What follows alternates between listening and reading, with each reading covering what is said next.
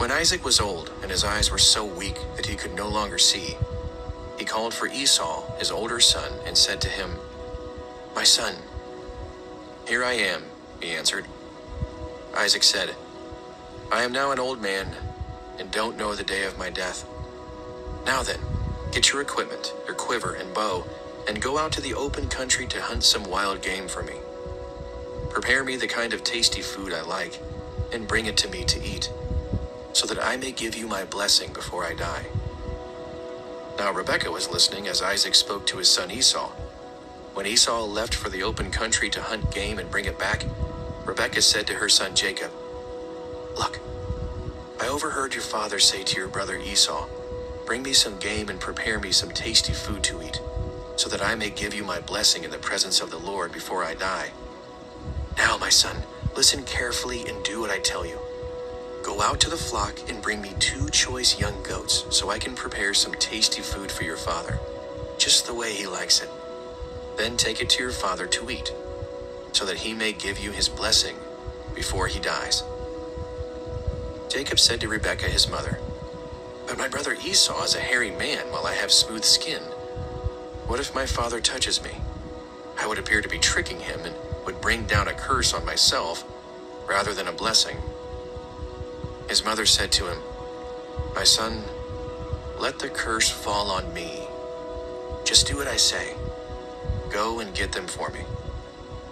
So he went and got them and brought them to his mother, and she prepared some tasty food just the way his father liked it. Then Rebekah took the best clothes of Esau, her older son, which she had in the house, and put them on her younger son Jacob. She also covered his hands and the smooth part of his neck with the goat skins. Then she handed to her son Jacob the tasty food and the bread she had made. He went to his father and said, "My father?" "Yes, my son," he answered. "Who is it?" Jacob said to his father, "I am Esau, your firstborn. I have done as you told me. Please sit up and eat some of my game, so that you may give me your blessing." Isaac asked his son, "How did you find it so quickly, my son?" "The Lord your God gave me success," he replied. Then Isaac said to Jacob, "Come near so I can touch you, my son, to know whether you really are my son Esau or not." Jacob went close to his father Isaac, who touched him and said, "The voice is the voice of Jacob, but the hands are the hands of Esau." He did not recognize him, for his hands were hairy like those of his brother Esau, so he proceeded to bless him. "Are you really my son Esau?" he asked. "I am," he replied. Then he said, "My son, bring me some of your game to eat, so that I may give you my blessing." Jacob brought it to him, and he ate, and he brought some wine, and he drank. Then his father Isaac said to him, "Come here, my son, and kiss me." So he went to him and kissed him. When Isaac caught the smell of his clothes, he blessed him and said, "Ah, the smell of my son is like the smell of a field that the Lord has blessed. May God give you heaven's dew and earth's richness, an abundance of grain and new wine. May nations serve you and peoples bow down to you. Be Lord over your brothers, and may the sons of your mother bow down to you. May those who curse you be cursed, and those who bless you be blessed." After Isaac finished blessing him, and Jacob had scarcely left his father's presence, his brother Esau came in from hunting. He too prepared some tasty food and brought it to his father. Then he said to him, "My father, please sit up and eat some of my game, so that you may give me your blessing." His father Isaac asked him, "Who are you?" "I am your son," he answered, "your firstborn, Esau." Isaac trembled violently and said, "Who was it then that hunted game and brought it to me? I ate it just before you came, and I blessed him, and indeed he will be blessed." When Esau heard his father's words, he burst out with a loud and bitter cry and said to his father, "Bless me, me too, my father." But he said, "Your brother came deceitfully and took your blessing." Esau said, Isn't he rightly named Jacob? This is the second time he has taken advantage of me. He took my birthright, and now he's taking my blessing." Then he asked, "Haven't you reserved any blessing for me?" Isaac answered Esau, "I have made him lord over you, and have made all his relatives his servants, and I have sustained him with grain and new wine. So what can I possibly do for you, my son?" Esau said to his father, "Do you have only one blessing, my father? Bless me too, my father." Then Esau wept aloud. His father Isaac answered him, "Your dwelling will be away from the earth's richness, away from the dew of heaven above. You will live by the sword, and you will serve your brother. But when you grow restless, you will throw his yoke from off your neck." Esau held a grudge against Jacob because of the blessing his father had given him. He said to himself, "The days of mourning for my father are near. Then I will kill my brother Jacob." When Rebekah was told what her older son Esau had said, she sent for her younger son Jacob and said to him, "Your brother Esau is planning to avenge himself by killing you. Now then, my son, do what I say. Flee at once to my brother Laban in Haran. Stay with him for a while until your brother's fury subsides. When your brother is no longer angry with you and forgets what you did to him, I'll send word for you to come back from there. Why should I lose both of you in one day?" Then Rebekah said to Isaac, "I'm disgusted with living because of these Hittite women. If Jacob takes a wife from among the women of this land, from Hittite women like these, my life will not be worth living." Genesis chapter 28. So Isaac called for Jacob and blessed him. Then he commanded him, "Do not marry a Canaanite woman." So at once to Paddan Aram, to the house of your mother's father Bethuel. Take a wife for yourself there, from among the daughters of Laban, your mother's brother. May God Almighty bless you and make you fruitful and increase your numbers until you become a community of peoples. May he give you and your descendants the blessing given to Abraham, so that you may take possession of the land where you now reside as a foreigner, the land God gave to Abraham." Then Isaac sent Jacob on his way, and he went to Paddan Aram, to Laban son of Bethuel, the Aramean, the brother of Rebekah, who is the mother of Jacob and Esau. Now Esau learned that Isaac had blessed Jacob and had sent him to Paddan Aram to take a wife from there, and that when he blessed him he commanded him, "Do not marry a Canaanite woman," and that Jacob had obeyed his father and mother and had gone to Paddan Aram. Esau then realized how displeasing the Canaanite women were to his father Isaac. So he went to Ishmael and married Mahalath, the sister of Nebaioth, and daughter of Ishmael, son of Abraham, in addition to the wives he already had. Jacob left Beersheba and set out for Haran. When he reached a certain place, he stopped for the night because the sun had set. Taking one of the stones there, he put it under his head and lay down to sleep. He had a dream in which he saw a stairway resting on the earth, with its top reaching to heaven, and the angels of God were ascending and descending on it. There above it stood the Lord, and he said, "I am the Lord, the God of your father Abraham and the God of Isaac. I will give you and your descendants the land on which you are lying.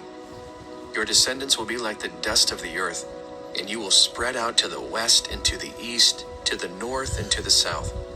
All peoples on earth will be blessed through you and your offspring. I am with you, and will watch over you wherever you go, and I will bring you back to this land. I will not leave you until I have done what I have promised you." When Jacob awoke from his sleep, he thought, "Surely the Lord is in this place, and I was not aware of it." He was afraid and said, "How awesome is this place! This is none other than the house of God. This is the gate of heaven." Early the next morning, Jacob took the stone he had placed under his head and set it up as a pillar and poured oil on top of it. He called that place Bethel, though the city used to be called Luz. Then Jacob made a vow, saying, "If God will be with me and will watch over me on this journey I am taking, and will give me food to eat and clothes to wear, so that I return safely to my father's household, then the Lord will be my God, and this stone that I have set up as a pillar will be God's house. And of all that you give me, I will give you a tenth." Genesis chapter 29. Then Jacob continued on his journey and came to the land of the eastern peoples. There he saw a well in the open country, with 3 flocks of sheep lying near it because the flocks were watered from that well. The stone over the mouth of the well was large.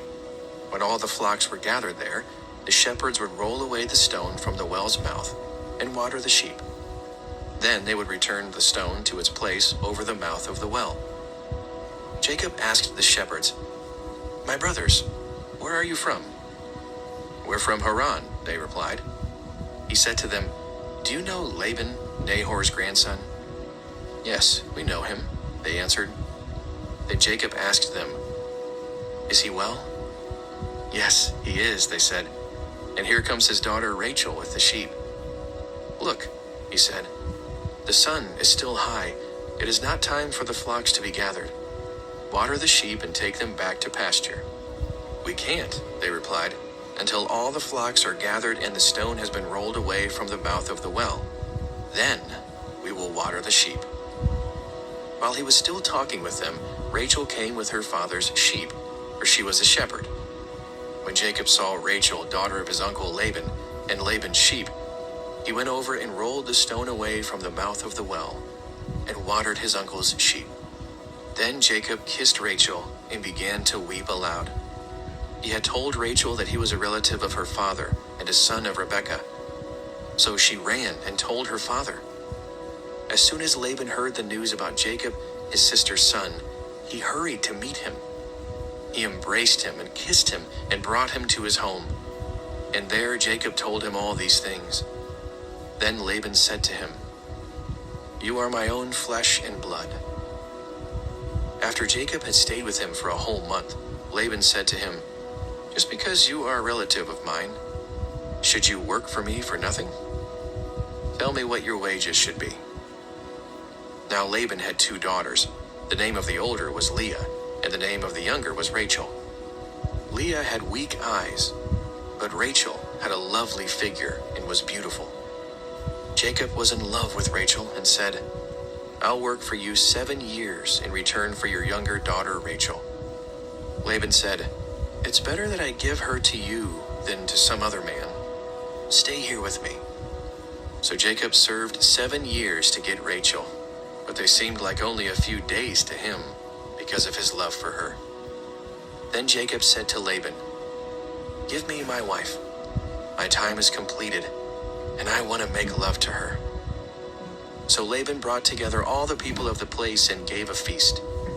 But when evening came, he took his daughter Leah and brought her to Jacob, and Jacob made love to her. And Laban gave his servant Zilpah to his daughter as her attendant. When morning came, there was Leah. So Jacob said to Laban, "What is this you have done to me? I served you for Rachel, didn't I? Why have you deceived me?" Laban replied, "It is not our custom here to give the younger daughter in marriage before the older one. Finish this daughter's bridal week, and then we will give you the younger one also, in return for another 7 years of work." And Jacob did so. He finished the week with Leah, and then Laban gave him his daughter Rachel to be his wife. Laban gave his servant Bilhah to his daughter Rachel as her attendant. Jacob made love to Rachel also, and his love for Rachel was greater than his love for Leah, and he worked for Laban another 7 years. When the Lord saw that Leah was not loved, he enabled her to conceive, but Rachel remained childless. Leah became pregnant and gave birth to a son. She named him Reuben, for she said, "It is because the Lord has seen my misery. Surely my husband will love me now." She conceived again, and when she gave birth to a son, she said, Because the Lord has heard that I am not loved, he gave me this one too." So she named him Simeon. Again she conceived, and when she gave birth to a son, she said, "Now at last my husband will become attached to me, because I have borne him 3 sons." So he was named Levi. She conceived again, and when she gave birth to a son, she said, "This time I will praise the Lord." So she named him Judah. Then she stopped having children. Genesis chapter 30. When Rachel saw that she was not bearing Jacob any children, she became jealous of her sister. So she said to Jacob, "Give me children, or I'll die." Jacob became angry with her and said, "Am I in the place of God, who has kept you from having children?" Then she said, "Here is Bilhah, my servant. Sleep with her so that she can bear children for me, and I too can build a family through her." So she gave him her servant Bilhah as a wife. Jacob slept with her, and she became pregnant and bore him a son. Then Rachel said, "God has vindicated me. He has listened to my plea and given me a son." Because of this, she named him Dan. Rachel's servant Bilhah conceived again and bore Jacob a second son. Then Rachel said, "I have had a great struggle with my sister, and I have won." So she named him Naphtali.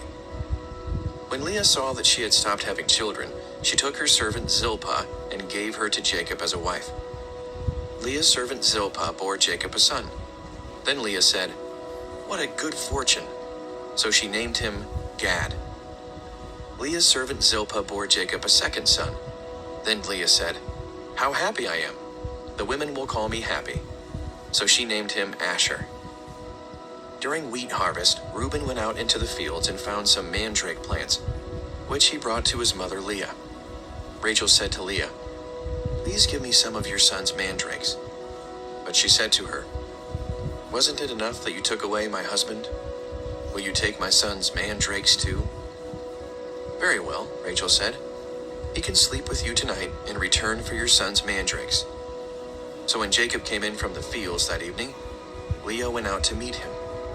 "You must sleep with me," she said. "I have hired you with my son's mandrakes." So he slept with her that night. God listened to Leah, and she became pregnant and bore Jacob a 5th son. Then Leah said, "God has rewarded me for giving my servant to my husband." So she named him Issachar. Leah conceived again and bore Jacob a 6th son. Then Leah said, "God has presented me with a precious gift. This time my husband will treat me with honor, because I have borne him 6 sons." So she named him Zebulun. Sometime later she gave birth to a daughter and named her Dinah. Then God remembered Rachel. He listened to her and enabled her to conceive. She became pregnant and gave birth to a son and said, "God has taken away my disgrace." She named him Joseph and said, "May the Lord add to me another son." After Rachel gave birth to Joseph, Jacob said to Laban, "Send me on my way, so I can go back to my own homeland. Give me my wives and children, for whom I have served you, and I will be on my way. You know how much work I've done for you." But Laban said to him, "If I have found favor in your eyes, please stay. I have learned by divination that the Lord has blessed me because of you." He added, "Name your wages, and I will pay them." Jacob said to him, "You know how I have worked for you, how your livestock has fared under my care. The little you had before I came has increased greatly, and the Lord has blessed you wherever I have been. But now, when may I do something for my own household?" "What shall I give you?" he asked. "Don't give me anything," Jacob replied. "But if you will do this one thing for me, I will go on tending your flocks and watching over them. Let me go through all your flocks today and remove from them every speckled or spotted sheep, every dark-colored lamb, and every spotted or speckled goat. They will be my wages. And my honesty will testify for me in the future. Whenever you check on the wages you have paid me, any goat in my possession that is not speckled or spotted, or any lamb that is not dark-colored, will be considered stolen." "Agreed," said Laban. "Let it be as you have said." That same day he removed all the male goats that were streaked or spotted, and all the speckled or spotted female goats, all that had white on them, and all the dark-colored lambs, and he placed them in the care of his sons. Then he put a 3-day journey between himself and Jacob, while Jacob continued to tend the rest of Laban's flocks. Jacob, however, took fresh-cut branches from poplar, almond, and plane trees and made white stripes on them by peeling the bark and exposing the white inner wood of the branches. Then he placed the peeled branches in all the watering troughs so that they would be directly in front of the flocks when they came to drink. When the flocks were in heat and came to drink, they mated in front of the branches, and they bore young that were streaked or speckled or spotted. Jacob set apart the young of the flock by themselves, but made the rest face the streaked and dark-colored animals that belonged to Laban. Thus he made separate flocks for himself and did not put them with Laban's animals. Whenever the stronger females were in heat, Jacob would place the branches in the troughs in front of the animals so they would mate near the branches. But if the animals were weak, he would not place them there. So the weak animals went to Laban and the strong ones to Jacob. In this way, the men grew exceedingly prosperous and came to own large flocks, and female and male servants, and camels and donkeys. Genesis chapter 31. Jacob heard that Laban's sons were saying, "Jacob has taken everything our father owned and has gained all this wealth from what belonged to our father." And Jacob noticed that Laban's attitude toward him was not what it had been. Then the Lord said to Jacob, "Go back to the land of your fathers and to your relatives, and I will be with you." So Jacob sent word to Rachel and Leah to come out to the fields where his flocks were. He said to them, "I see that your father's attitude toward me is not what it was before, but the God of my father has been with me. You know that I've worked for your father with all my strength, yet your father has cheated me by changing my wages 10 times. However, God has not allowed him to harm me. If he said, 'The speckled ones will be your wages,' then all the flocks gave birth to speckled young. And if he said, 'The streaked ones will be your wages,' then all the flocks bore streaked young. So God has taken away your father's livestock and has given them to me. In breeding season, I once had a dream in which I looked up and saw that the male goats mating with the flock were streaked, speckled, or spotted. The angel of God said to me in the dream, 'Jacob?' I answered, 'Here I am.' And he said, 'Look up and see that all the male goats mating with the flock are streaked, speckled, or spotted, for I have seen all that Laban has been doing to you. I am the God of Bethel, where you anointed a pillar and where you made a vow to me. Now leave this land at once and go back to your native land.' Then Rachel and Leah replied, 'Do we still have any share in the inheritance of our father's estate? Does he not regard us as foreigners? Not only has he sold us, but he has used up what was paid for us. Surely all the wealth that God took away from our father belongs to us and our children. So do whatever God has told you.' Then Jacob put his children and his wives on camels, and he drove all his livestock ahead of him, along with all the goods he had accumulated in Paddan Aram, to go to his father Isaac in the land of Canaan. When Laban had gone to shear his sheep, Rachel stole her father's household gods. Moreover, Jacob deceived Laban the Aramean by not telling him he was running away. So he fled with all he had, crossed the Euphrates River, and headed for the hill country of Gilead. On the 3rd day, Laban was told that Jacob had fled, taking his relatives with him. He pursued Jacob for 7 days and caught up with him in the hill country of Gilead. Then God came to Laban the Aramean in a dream at night and said to him, 'Be careful not to say anything to Jacob, either good or bad.' Jacob had pitched his tent in the hill country of Gilead when Laban overtook him, and Laban and his relatives camped there too. Then Laban said to Jacob, 'What have you done? You've deceived me, and you've carried off my daughters like captives in war. Why did you run off secretly and deceive me? Why didn't you tell me, so I could send you away with joy and singing to the music of timbrels and harps? You didn't even let me kiss my grandchildren and my daughters goodbye. You have done a foolish thing. I have the power to harm you. But last night the God of your father said to me, be careful not to say anything to Jacob, either good or bad.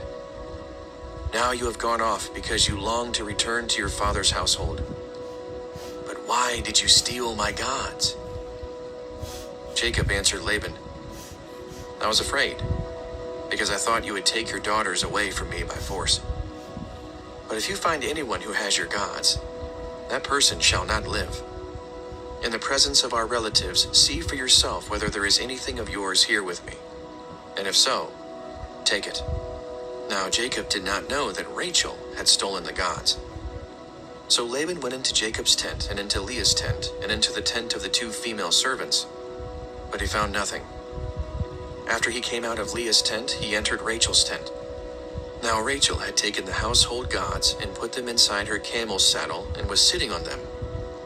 Laban searched through everything in the tent, but found nothing. Rachel said to her father, Don't be angry, my lord, that I cannot stand up in your presence. I'm having my period. So he searched, but could not find the household gods. Jacob was angry and took Laban to task. What is my crime? He asked Laban. How have I wronged you that you hunt me down? Now that you have searched through all my goods, what have you found that belongs to your household? Put it here in front of your relatives and mine, and let them judge between the 2 of us. I have been with you for 20 years now. Your sheep and goats have not miscarried, nor have I eaten rams from your flocks. I did not bring you animals torn by wild beasts. I bore the loss myself. And you demanded payment from me for whatever was stolen by day or night. This was my situation. The heat consumed me in the daytime, and the cold at night, and sleep fled from my eyes. It was like this for the 20 years I was in your household. I worked for you 14 years for your 2 daughters, and 6 years for your flocks, and you changed my wages 10 times. If the God of my father, the God of Abraham, and the fear of Isaac had not been with me, you would surely have sent me away empty-handed. But God has seen my hardship and the toil of my hands, and last night he rebuked you. Laban answered Jacob, The women are my daughters. The children are my children, and the flocks are my flocks. All you see is mine. Yet what can I do today about these daughters of mine, or about the children they have borne? Come now, let's make a covenant, you and I, and let it serve as a witness between us. So Jacob took a stone and set it up as a pillar. He said to his relatives, Gather some stones. So they took stones and piled them in a heap, and they ate there by the heap. Laban called it Jegar Sahadutha, and Jacob called it Galeed. Laban said, This heap is a witness between you and me today. That is why it was called Galeed. It was also called Mizpah, because he said, May the Lord keep watch between you and me when we are away from each other. If you mistreat my daughters, or if you take any wives besides my daughters, even though no one is with us, remember that God is a witness between you and me. Laban also said to Jacob, Here is this heap, and here is this pillar I have set up between you and me. This heap is a witness, and this pillar is a witness, that I will not go past this heap to your side to harm you, and that you will not go past this heap and pillar to my side to harm me. May the God of Abraham and the God of Nahor, the God of their father, judge between us. So Jacob took an oath in the name of the fear of his father Isaac. He offered a sacrifice there in the hill country and invited his relatives to a meal. After they had eaten, they spent the night there. Early the next morning, Laban kissed his grandchildren and his daughters and blessed them. Then he left and returned home. Genesis chapter 32. Jacob also went on his way, and the angels of God met him. When Jacob saw them, he said, "This is the camp of God." So he named that place Mahanaim. Jacob sent messengers ahead of him to his brother Esau in the land of Seir, the country of Edom. He instructed them, "This is what you are to say to my lord Esau. Your servant Jacob says, I have been staying with Laban and have remained there until now. I have cattle and donkeys, sheep and goats, male and female servants. Now I am sending this message to my lord, that I may find favor in your eyes." When the messengers returned to Jacob, they said, "We went to your brother Esau, and now he is coming to meet you, and 400 men are with him." In great fear and distress, Jacob divided the people who were with him into two groups, and the flocks and herds and camels as well. He thought, if Esau comes and attacks one group, the group that is left may escape. Then Jacob prayed, "O God of my father Abraham, God of my father Isaac, Lord, you who said to me, 'Go back to your country and your relatives, and I will make you prosper.' I am unworthy of all the kindness and faithfulness you have shown your servant. I had only my staff when I crossed this Jordan, but now I have become two camps. Save me, I pray, from the hand of my brother Esau, for I am afraid he will come and attack me, and also the mothers with their children. But you have said, I will surely make you prosper, and will make your descendants like the sand of the sea, which cannot be counted." He spent the night there, and from what he had with him, he selected a gift for his brother Esau: 200 female goats and 20 male goats, 200 ewes and 20 rams, 30 female camels with their young, 40 cows and 10 bulls, and 20 female donkeys and 10 male donkeys.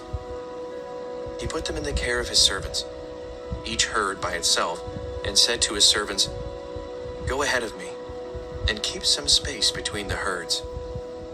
He instructed the one in the lead, "When my brother Esau meets you and asks, 'Who do you belong to? And where are you going? And who owns all these animals in front of you?' Then you are to say, 'They belong to your servant Jacob.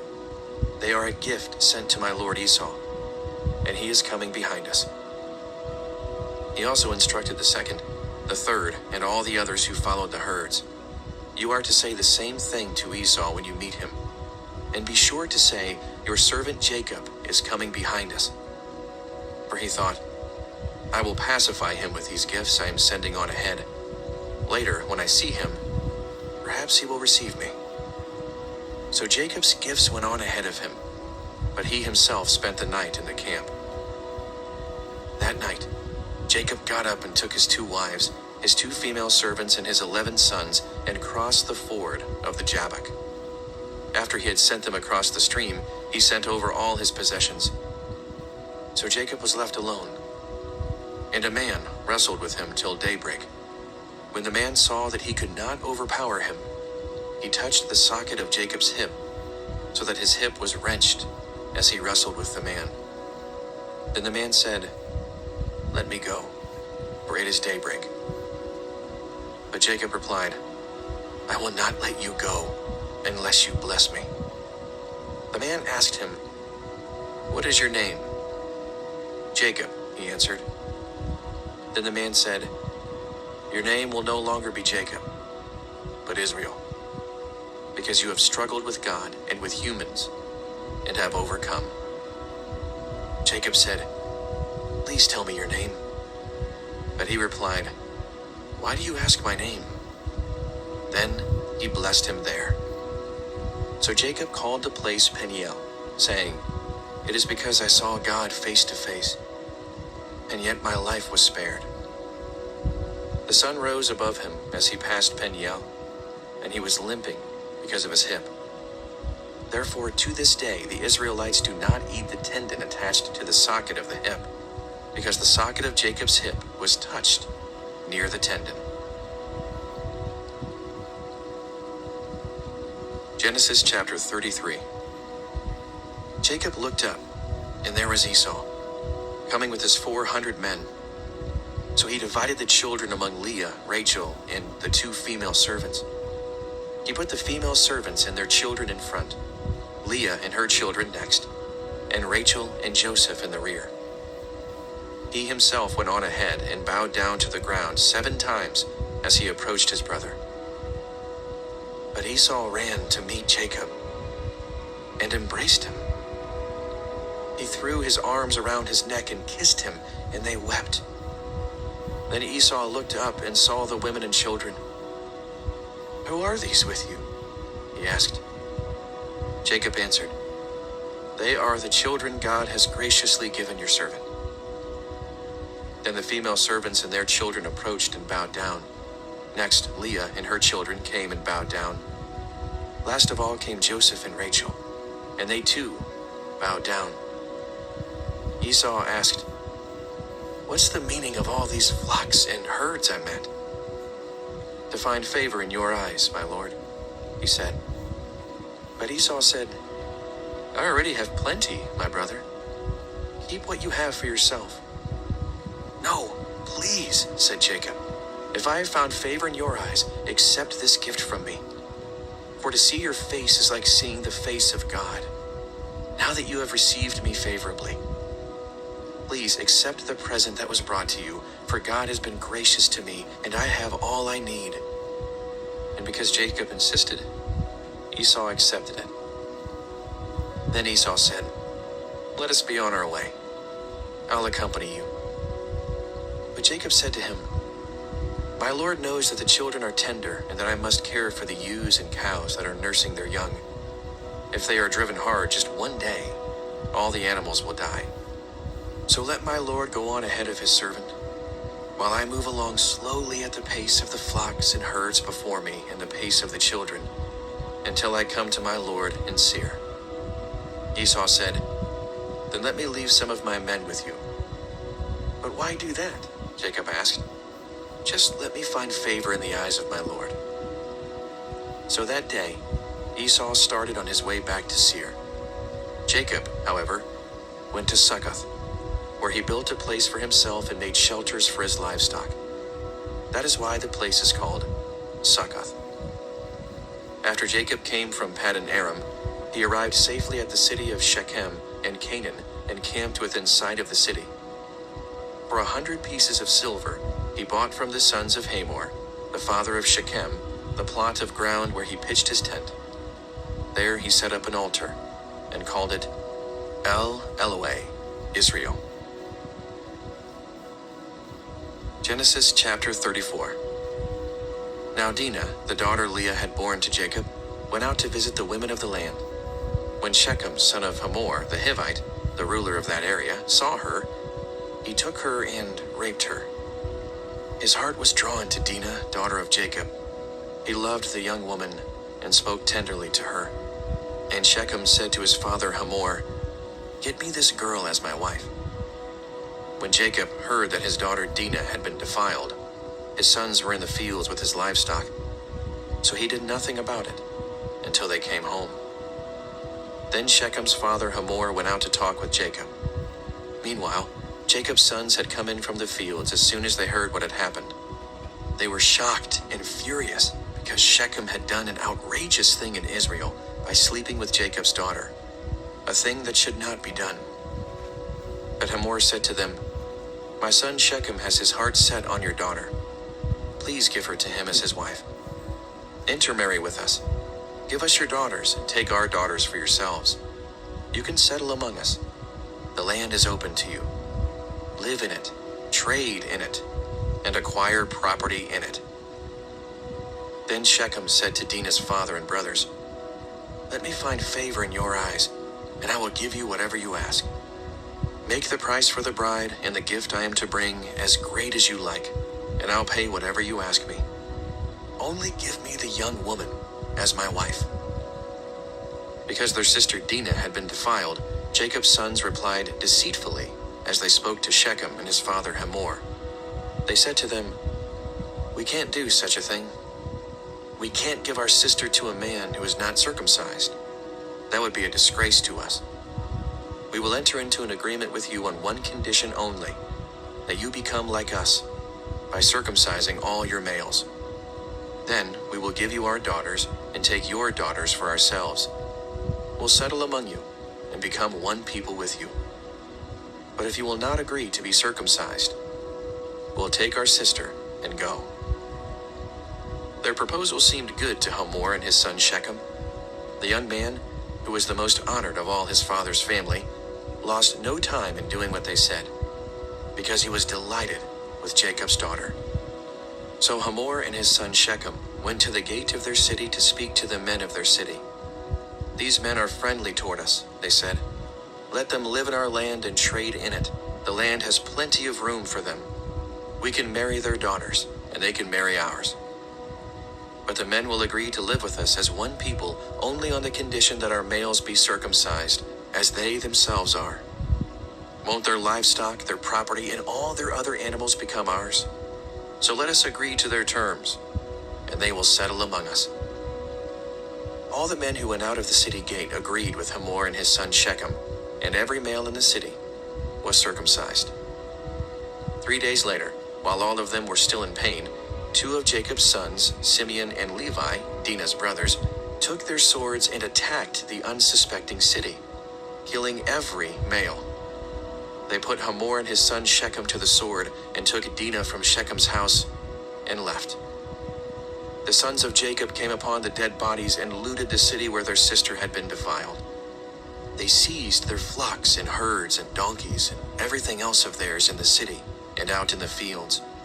They carried off all their wealth and all their women and children, taking as plunder everything in the houses.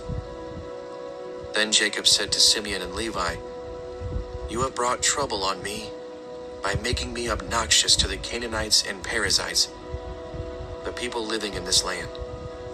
We are few in number, and if they join forces against me and attack me, I and my household will be destroyed." But they replied, "Should he have treated our sister like a prostitute?" Genesis chapter 35. Then God said to Jacob, "Go up to Bethel and settle there, and build an altar there to God, who appeared to you when you were fleeing from your brother Esau." So Jacob said to his household and to all who were with him, "Get rid of the foreign gods you have with you, and purify yourselves and change your clothes. Then come, let us go up to Bethel, where I will build an altar to God, who answered me in the day of my distress, and who has been with me wherever I have gone." So they gave Jacob all the foreign gods they had, and the rings in their ears, and Jacob buried them under the oak at Shechem. Then they set out, and the terror of God fell on the towns all around them, so that no one pursued them. Jacob and all the people with him came to Luz, that is Bethel, in the land of Canaan. There he built an altar, and he called the place El Bethel, because it was there that God revealed himself to him when he was fleeing from his brother. Now Deborah, Rebekah's nurse, died and was buried under the oak outside Bethel, so it was named Alon Bakuth. After Jacob returned from Paddan Aram, God appeared to him again and blessed him. God said to him, "Your name is Jacob, but you will no longer be called Jacob. Your name will be Israel." So he named him Israel. And God said to him, "I am God Almighty. Be fruitful and increase in number. A nation and a community of nations will come from you, and kings will be among your descendants. The land I gave to Abraham and Isaac, I also give to you, and I will give this land to your descendants after you." Then God went up from him at the place where he had talked with him. Jacob set up a stone pillar at the place where God had talked with him, and he poured out a drink offering on it. He also poured oil on it. Then Jacob called the place where God had talked with him Bethel.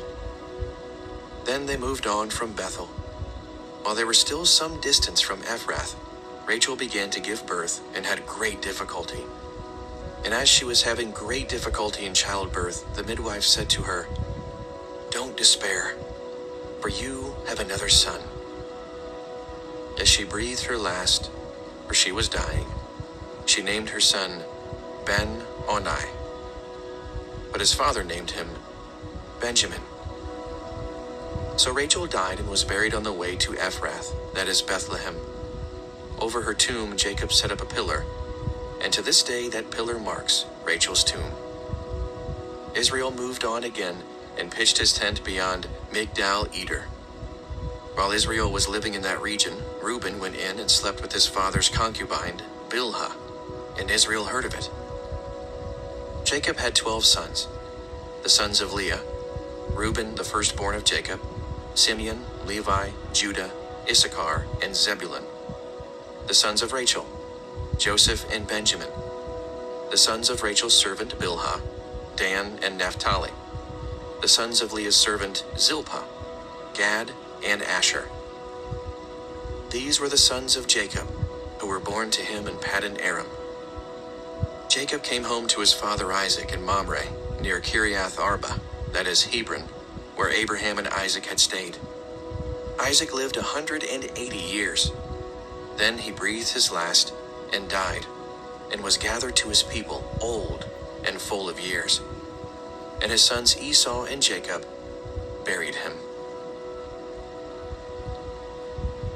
Genesis chapter 36.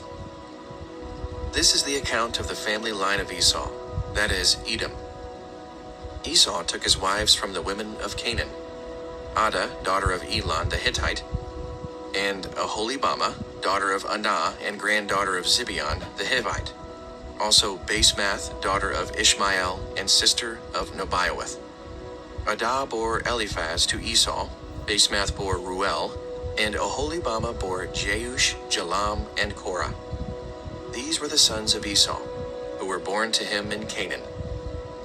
Esau took his wives and sons and daughters and all the members of his household, as well as his livestock and all his other animals, and all the goods he had acquired in Canaan, and moved to a land some distance from his brother Jacob. Their possessions were too great for them to remain together. The land where they were staying could not support them both because of their livestock. So Esau, that is Edom, settled in the hill country of Seir. This is the account of the family line of Esau, the father of the Edomites, in the hill country of Seir. These are the names of Esau's sons: Eliphaz, the son of Esau's wife Adah, and Reuel, the son of Esau's wife Basemath. The sons of Eliphaz: Taman, Omar, Zepho, Gatam, and Kenaz. Esau's son Eliphaz also had a concubine named Timnah, who bore him Amalek. These were grandsons of Esau's wife Adah. The sons of Reuel: Nahath, Zerah, Shammah, and Mizah. These were grandsons of Esau's wife Basemath. The sons of Esau's wife Aholibamah, daughter of Anah, and granddaughter of Zibeon, whom she bore to Esau: Jeush, Jalam, and Korah.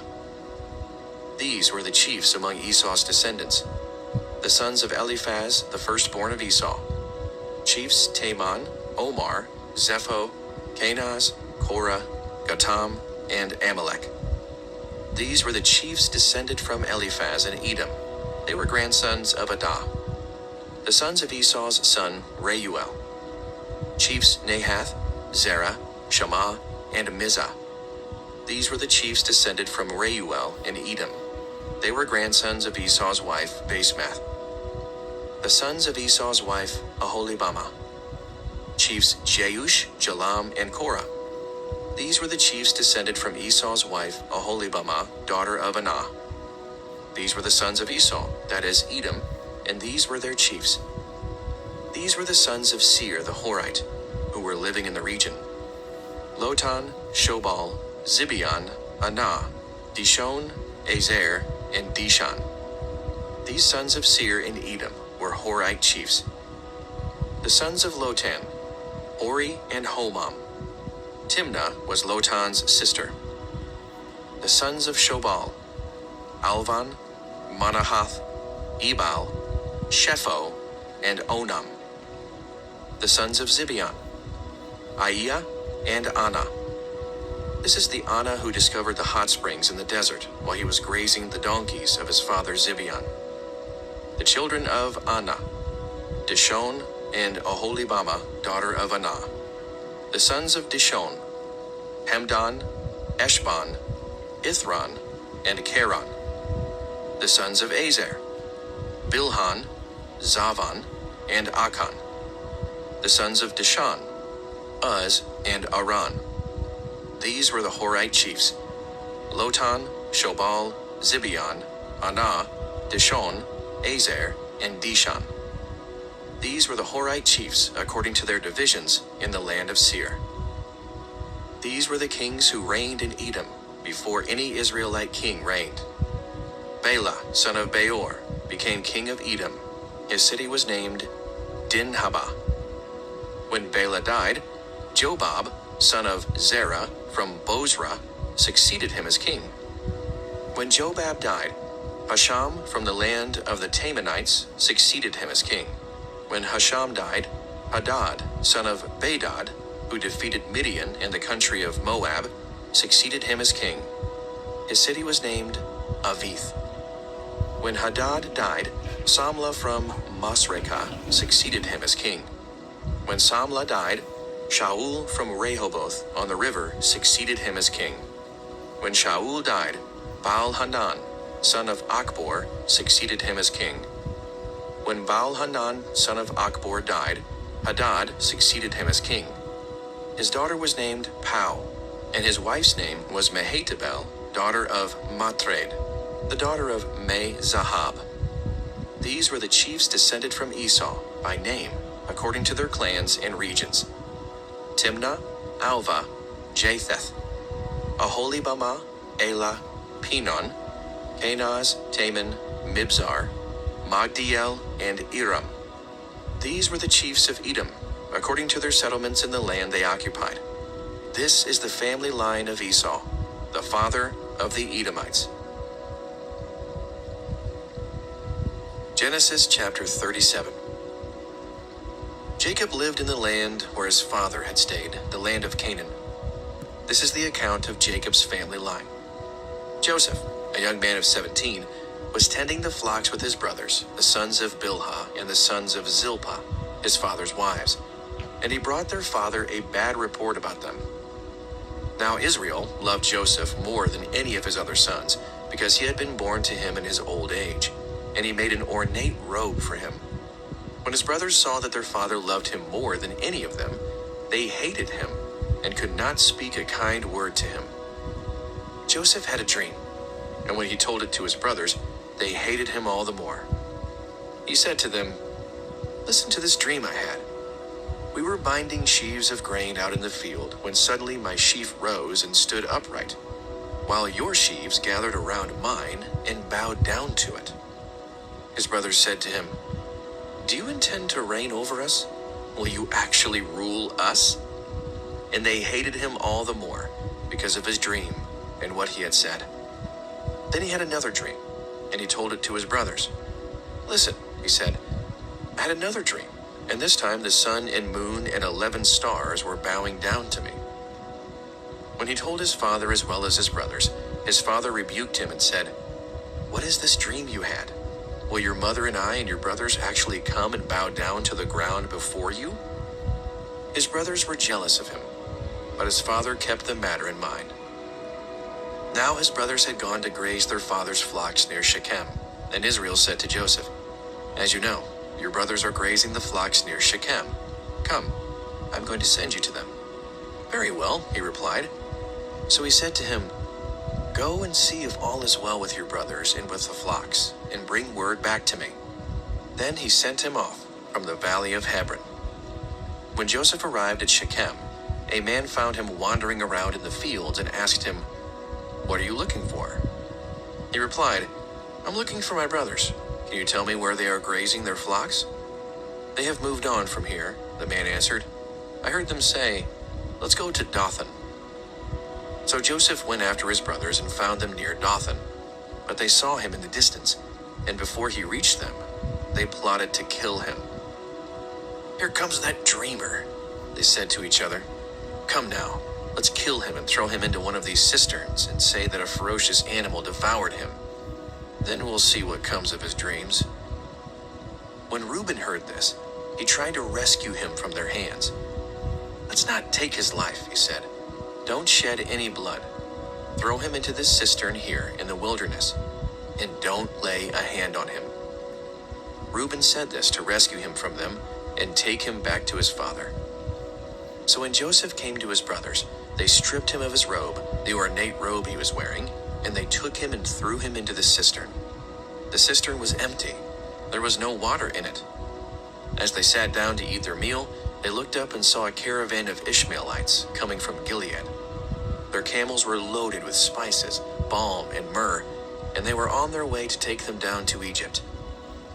Judah said to his brothers, "What will we gain if we kill our brother and cover up his blood? Come, let's sell him to the Ishmaelites and not lay our hands on him. After all, he is our brother, our own flesh and blood."